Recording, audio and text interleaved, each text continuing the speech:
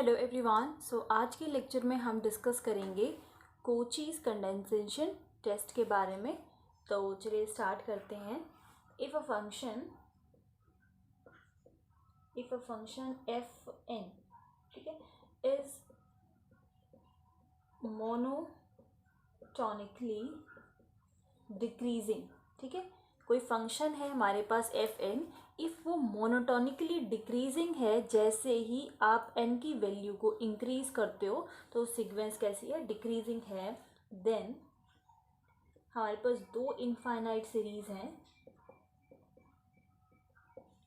एक तो ये जो इससे बनेगी, सिग्मा लगा दिया मैंने f n and sigma a to the power n, function में अब एन की जगह a to the power n, ये दोनों सीरीज कन्वर्ज और डाइवर्ज अब साथ साथ करेंगी। अगर एक सीरीज जो है वो कन्वर्ज कर रही है तो दूसरी भी करेगी, इफ़ एक सीरीज डाइवर्ज कर रही है तो दूसरी भी करेगी, ठीक है। जहाँ पर ये जो ए की वैल्यू है वो कोई पॉजिटिव इंटीजर है, ठीक है, कोई पॉजिटिव इंटीजर है एंड इस ए की वैल्यू ग्रेटर देन 1 है। ओके, सो इसको अब एक एग्जाम्पल के थ्रू हम समझते हैं। सो फर्स्ट एग्जाम्पल, log 2 इसका square by 2 plus log 3 by 3, यहाँ पे इसका स्क्वायर प्लस log 4 इसका square by 4 and so on till log n इसका स्क्वायर एंड यहाँ पर n आ जाएगा एंड आगे भी इस तरीके से सीरीज़ जो है वो चल रही है, इनफाइनाइट सीरीज़ है। ओके, तो इफ़ मैं इस सीरीज़ में यहाँ पर log 1 का ये और डिवाइड बाय 1 कर दूँ तो इस सीरीज़ में कोई इफेक्ट नहीं पड़ेगा। इनफाइनाइट सीरीज़ है, आप चाहो तो प्लस कोई एक वैल्यू क्वांटिटी को प्लस या माइनस कर सकते हो, उससे कोई इफेक्ट नहीं पड़ेगा। log 1 इज़ 0 तो वैल्यू ये वैसे भी 0 हो जाएगा, ठीक है। तो ये जो सीरीज़ है अब हमारे पास प्रॉपर बन रही है, log n बाई n चल रहा है, 1 2 3 4 5 and so on till n तक, और आगे भी ये सीरीज।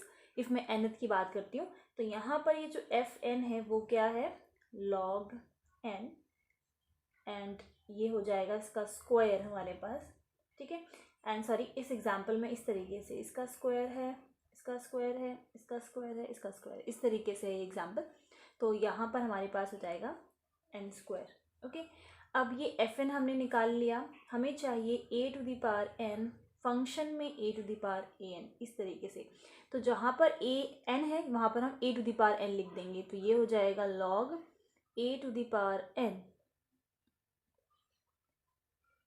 यहाँ पर जो a to the power n and then यहाँ पर आ जाएगा a to the power n का स्क्वायर, इसका होल स्क्वायर, और यहाँ पर आ जाएगा a to the power N.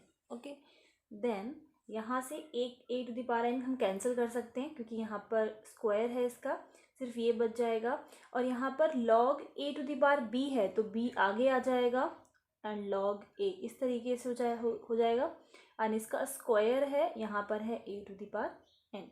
इसको हम कैसे लिख सकते हैं, ये हो जाएगा एन का स्क्वायर एंड log ए का square and this divided by a to the power n, ठीक है।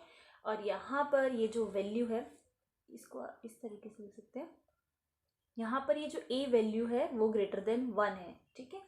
नाउ हमने ये जो, इफ मैं इस पर सीरीज लगा देती हूँ, ये समेशन लगा देती हूँ, तो ये ए टू द पावर, आप इसको ए टू द पावर ये n f a to the power n, this is equals to, यहाँ पर आ जाएगा जो भी हमने लिखा था इसमें समेशन आ जाएगा, ये हो जाएगा एन स्क्वायर, क्योंकि ये जो सीरीज़ है और हमारे पास ये जो एफ एन की सीरीज़ होगी ये आपस में दोनों का जो नेचर होगा कन्वर्जिंग या डाइवर्जिंग सेम होगा।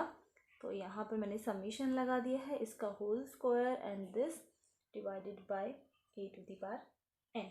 ओके, नाउ यहाँ पर इफ़ मैं इस सीरीज़ की बात करूँ तो ये सपोज कर लेती हूँ, मैं मान के चलती हूँ कि ये मेरे पास यू एन वाली सीरीज़ है, ठीक है। क्योंकि इफ़ मैं इसका नेचर पता लगा लेती हूँ कि ये सीरीज़ कैसी है तो ये अपने आप पता लग जाएगी। तो यहाँ पर अभी हम रेशियो टेस्ट की हेल्प से इस वाली सीरीज़ को पता लगाएंगे कि ये सीरीज़ है कैसी।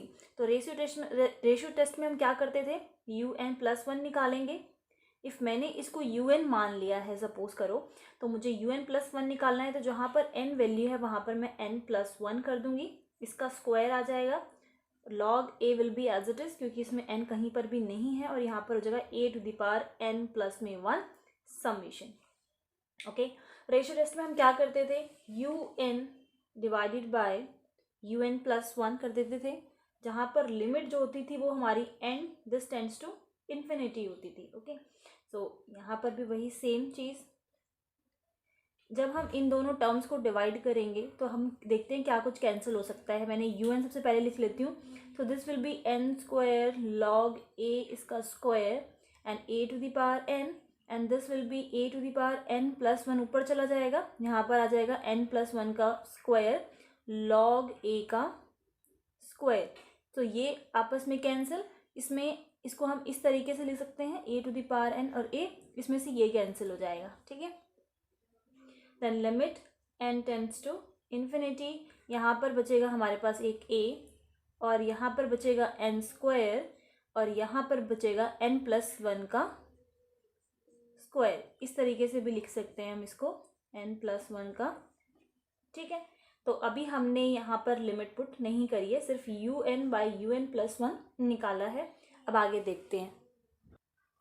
नाउ अब इस n को हम हटा देंगे कॉमन लेके, सो दैट ऊपर इन्फिनिटी बाई इन्फिनिटी, मतलब इन्फिनिटी बाई इन्फिनिटी की टर्म ना बने। So limit n tends to infinity, यहाँ पर a n² है यहाँ पर, तो इस तरीके से भी कर लेते हैं हम। n यहाँ पे मैंने ऊपर नीचे से कॉमन लिया, so this will be this and whole square. Okay, so यहाँ से n और आपस में n कैंसिल, क्या बचेगा 1/1 + 1 this. Okay, limit same n tends to infinity. Next term में हम लिमिट पुट कर देंगे, सो 1/∞ विल बी 0, सो 1/1 1, 1 का स्क्वायर 1, तो यहाँ पर आ जाएगा a, एंड ये किसकी वैल्यू आई है, limit n tends to infinity un/un+1, and we know that कि ये जो a है, a इज ग्रेटर देन 1। ठीक है, तो अब हम यहाँ पर अगर रेशियो टेस्ट अप्लाई करें,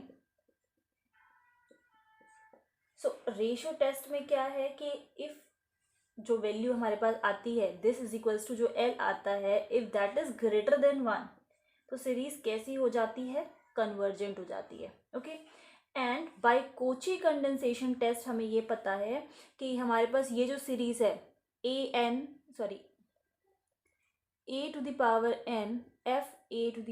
f ऑफ दिस, ठीक है, ये वाली जो सीरीज है एंड ये जो fn वाली सीरीज है, ये दोनों आपस में कैसी होंगी, दोनों का नेचर सेम होगा, इधर दे विल कन्वर्ज और डाइवर्ज। तो इसको मैंने un मान के सॉल्व किया है, और रेशियो टेस्ट की हेल्प से मुझे ये पता लगा कि ये सीरीज कैसी है, कन्वर्जेंट है। ठीक है, सब कन्वर्जिंग नेचर है, तो इफ़ ये कन्वर्जेंट है तो ये वाली सीरीज कैसी होगी, कन्वर्जेंट होगी। तो फाइनली फिर हम ये बोल सकते हैं कि जो fn हमने अभी निकाला है that is convergent. I hope ये टेस्ट आपको समझ में आ गया है, और एग्जाम्पल में किस तरीके से अप्लाई करना है वो भी क्लियर है। बट इफ़ कोई डाउट है तो आप लोग मुझसे पूछ सकते हो। Thank you.